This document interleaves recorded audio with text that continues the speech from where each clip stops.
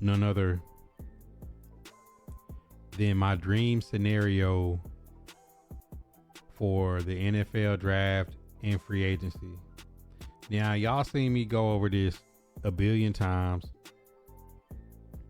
and I refine it every time. And every year, I nail a few people in the draft order that were in the lower rounds that I just had my eyes on. I said, it's a good chance the Tennessee Titans will be in position to pick this specific player. That was the offense. Here's the defense. And here's my actual draft board.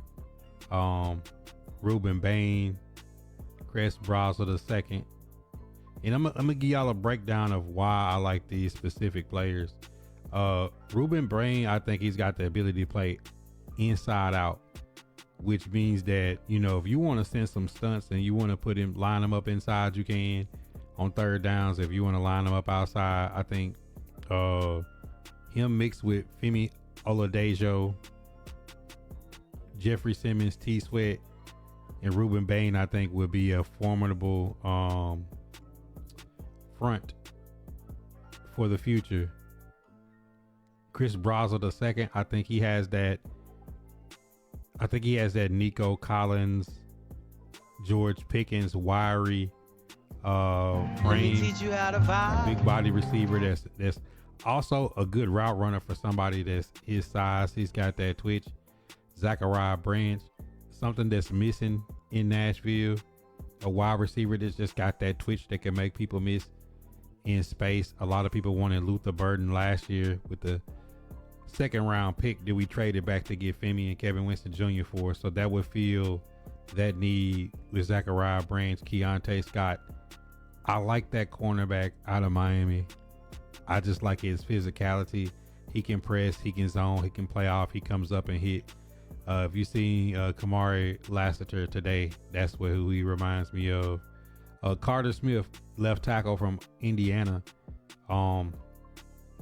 Guys played a lot of snaps, and the guy haven't hardly given up any sacks in all those snaps that he's taken, being the blind side for Mendoza. Let me teach you how to right outside the top 100 would be a tackle for the future behind Dan Moore. Jacob Rodriguez, linebacker out of Texas Tech, would be playing behind Cody Barton. So you'd have Cody Barton and Cedric Gray with James Williams and Jacob Rodriguez in the middle. Marlon Klein, 6'6", 250-pound tight end out of Michigander. You see the impact that Brock Bowers, see the impact of Gunnar Helm, you see the impact of Colston Loveland, Tyler Warren, big physical tight ends that can block in line, turn around and catch and then get upfield are very important in today's game. Dalen Everett, cornerback out of Georgia. I really like his ceiling. I think he's a ball hawk. I was always going to opt to have two receivers and two corners. Let me teach you how to vibe. In my draft. Xavier Nwankpa. I probably said that wrong. I'm sorry. I butchered your name, but guess what? Very fast ball hawking safety. I like his tape. It's a couple safeties I like. Bray Hubbard is going back into the portal. Raleek Brown, running back out of USC, going back into the portal.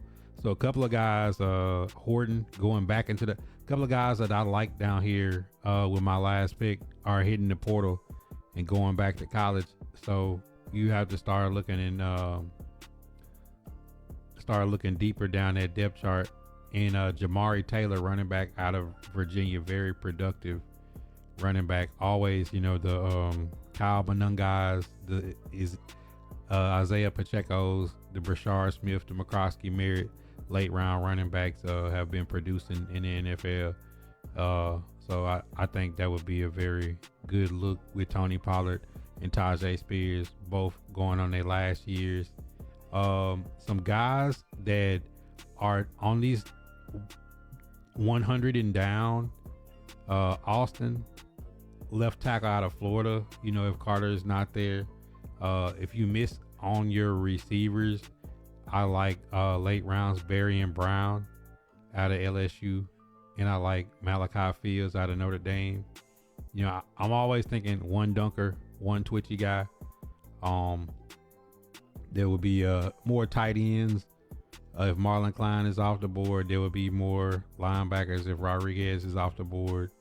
There's a few other corners that I've had in my mocks, but this has been a mock that I have really liked in my free agency.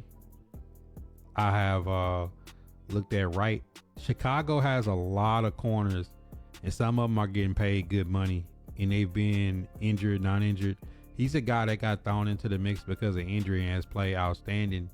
I don't think the Tariq Woollens, I don't think the Alontae Taylors, I don't think the Kyle Pitts, I don't think like the top of the board free agents, I don't think they're looking to come be a part of a rebuild. I think they're going to take their money and go to a team that's already in the playoffs. Whether that fares for them or not, it's none of my business. But long, rangy corner, I like his aggressiveness. Obviously, the Tennessee Titans played 17 different defensive backs this season. I would like to move Marcus Harris back to the slot because he can play inside out. So if somebody motions, he's perfectly fine staying outside. But I think you got to improve the overall 53. Darrell Baker Jr. was my favorite of all the rotational cornerbacks that stood the test of the season. Dalen Everett and Keontae Scott, obviously the two young guys. And then you just want to have plenty of money if you're the Tennessee Titans to sit back and wait on some guys to maybe get cut. Guys maybe get released. Then you keep your eyes like that. Kayvon Thibodeau, before preseason, you would think this guy would have had a high marker. Did not have a very high ceiling year, splitting time with Abdul Carter and Brian Burns having the season he had. So the price on Thibodeau may be one in which the Tennessee Titans may be able to actually grab him. Arden Key is gone. Draymond Jones is gone. Young guys, Truman Jones and Jalen Harrell. Ali Gay still under contract. But I would bring back Jahad Ward and Sebastian Joseph Day as guys, as well as you get CJ Ravenel and James Lynch is your other two guys. They don't have cards for me to visualize it for y'all. And then when you go to the offense, the offensive line jail down the stretch, you already spent the 5th round pick on Jackson Slater. He got to chill for a year. You bring back Corey Levin and Oli Udoh. Carter Smith will be your backup left tackle. You have Crenshaw Dixon as another swing that would be on either practice squad or an addition, game day elevation. You know, last year they had 11 offensive linemen they started to 53 with. You still got Drew Moss under contract at right guard. And then you pick between Dellinger, Hans, and got a couple of guards that's just been laying around on practice squad all year. Late round guards in my draft, there should be an abundance of them. I always see Texas's guard and Carmona. It's a few people that always fall to those later rounds. May be able to pick up an extra guard undrafted. The Titans used to be the king of undrafted, but you know, Chris Brazel, Zachariah Branch, Tim DK, Aomana Restrepo may want to let him heal up and let Van Jefferson be the 6th receiver, or Bryce Oliver, one of the two. And probably you go Bryce Oliver because he's younger and he's a good special teamer. So it's like the upside of longevity for Bryce Oliver would be over Van Jefferson. I'd bring Marcus Mariota back as my QB2, trade Will Levis, get draft capital. So, you know, Titans don't run fullbacks. So Marlon Klein would be here. Jamari Taylor would be here behind Khalil Mullins. And you'd already have 2 young backs that when Pollard and Spears' contract was up, even if you decided to move Pollard before the trade deadline next season and trade an expiring contract, it would be the end of Tajay Spears' rookie deal. And you have Khalil Mullins and Jamari Taylor there as well, because I'd rather have a young rookie with promise than going back to the well with Amarius Mims and Julius Chestnut, personally. So that's how my I know a lot of people like Alec Pierce and Romeo Doubs, but if you have to spend $20 million plus on Romeo Doubs and Alec Pierce, Doubs has never had a 1,000-yard season. I don't care if he was the main target or not.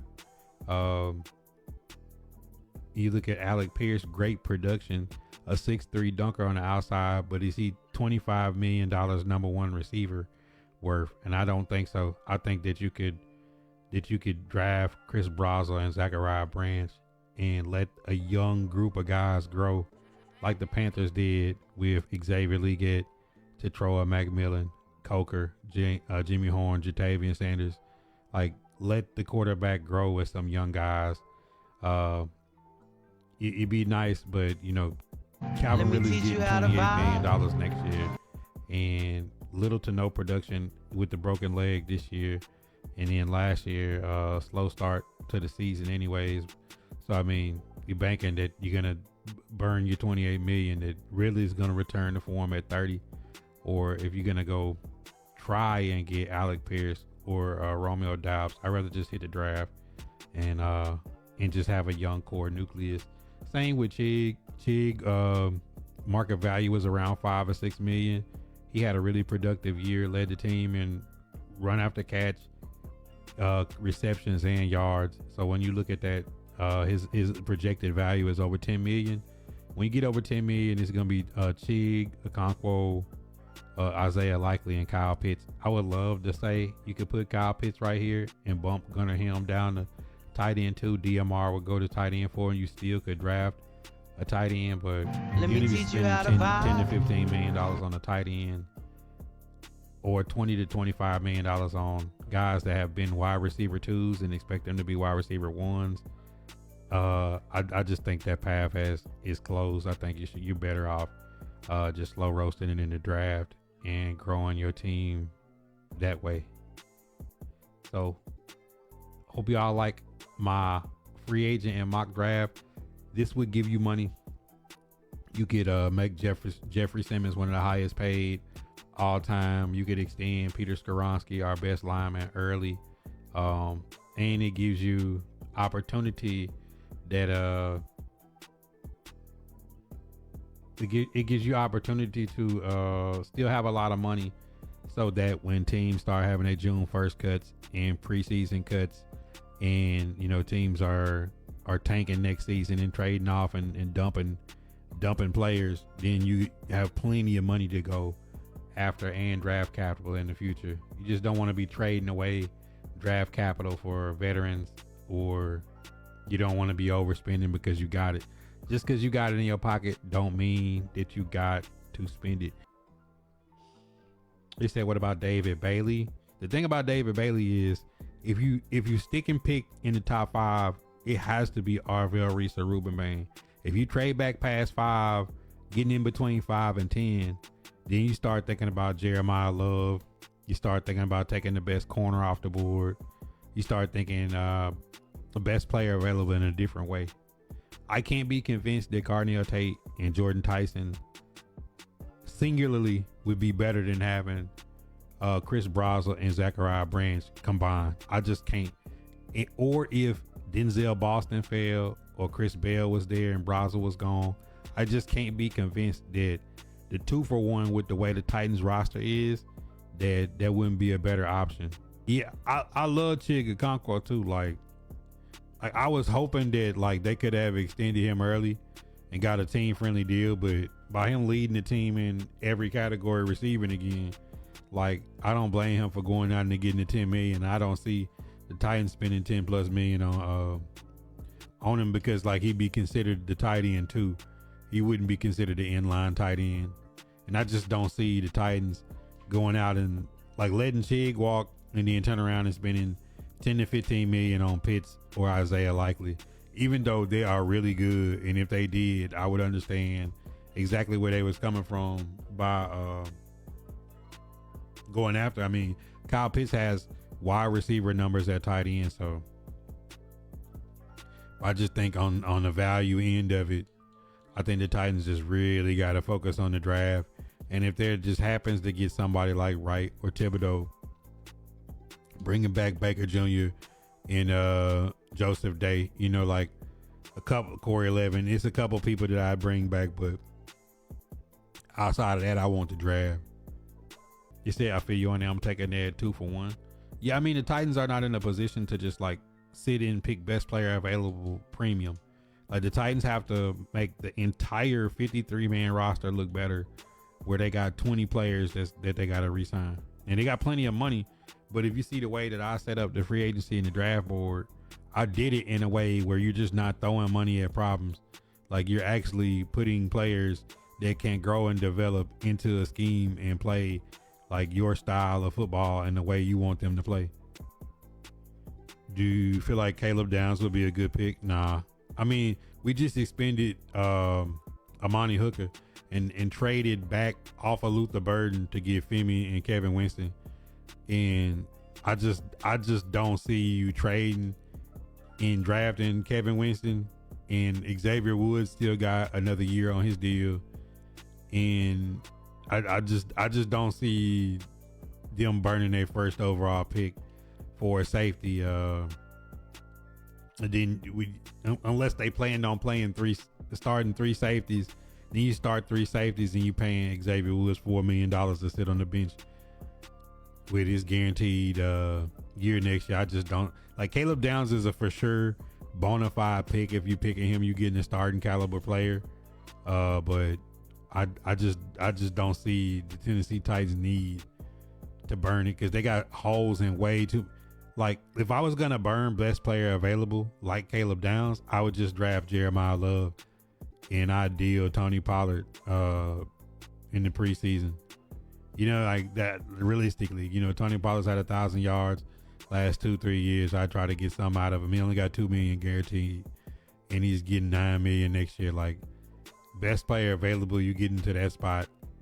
You know, I see the Titans taking a chance of saying you're going to draft the best tackle in the draft or on offensive line or get Jeremiah. Even if there was a cornerback that came out of the combine and you felt like that was the next Pat Surtain, you would take cornerback. The safety would be the last place that I think the Titans would burn their first round pick.